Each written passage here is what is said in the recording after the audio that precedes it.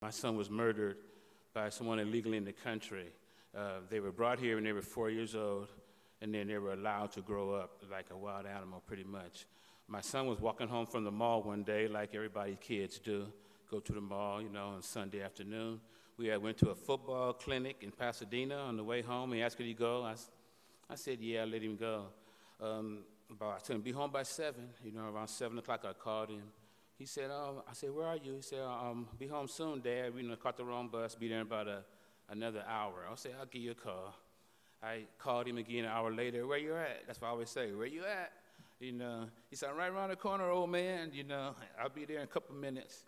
And then I heard 2 gunshots. It was so crispy. It's like being in the gun range. If you've been in the gun range, you know that crispiness tells you how close, it is. And I already knew. I had a feeling in my chest. And I went outside to see, and it was laying in the street dead, and found out that the guy who did it was released from the county jail, just like in San Francisco, on his 3rd gun charge. Now, you have somebody illegally in the country with 3 gun charges already. He's in jail now for battery on a peace officer, resisting assault with a deadly weapon. And they gave him 8 months in the county jail, then let him out 4 months early. The same day he got out, he had the Mexican mafia orders the Latino gang members to go out the same day and commit crimes so you won't be rehabilitated. So it's like an order. You have to go out the same day and commit crimes in the black neighborhood. So that was, my son walking home from the mall.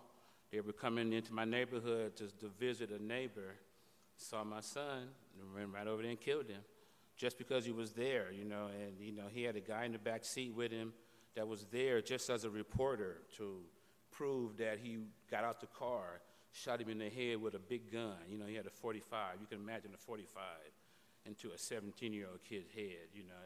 Don't even have a chance. He was shot in the stomach. According to the coroner, while he was laying on his back, he had his hands up, and they thought he was shot 3 times because his hand was just really damaged.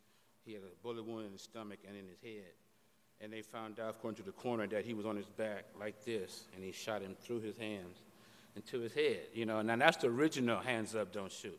We hear the other stuff, But that really happened. And Mr. Trump is willing to go out there and sacrifice, his life, because like he said, he doesn't need money, he doesn't need power, he's powerful already, he has a name, he has what he needs, but he loves America, and I saw that, I could tell. He loves America. Why else would he be doing this, He loves America. He wants to make it good again.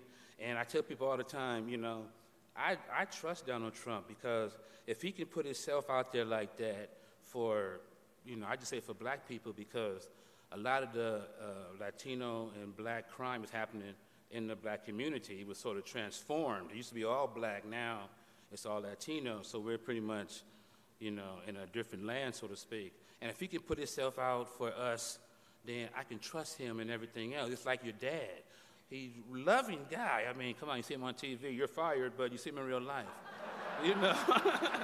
He's a nice guy, and I just learned that myself. I tell everybody, and in my community, I have a lot of black friends, and of course, a lot of them are liberals, but they're ready to vote for Trump now. They're saying, I haven't voted in 10 years, He said, I haven't voted in 10 years. I haven't voted, but I'm going to vote for Trump. And people feel energized, and we feel happy that someone is willing to go out there and put himself out there for America, and you can trust him too.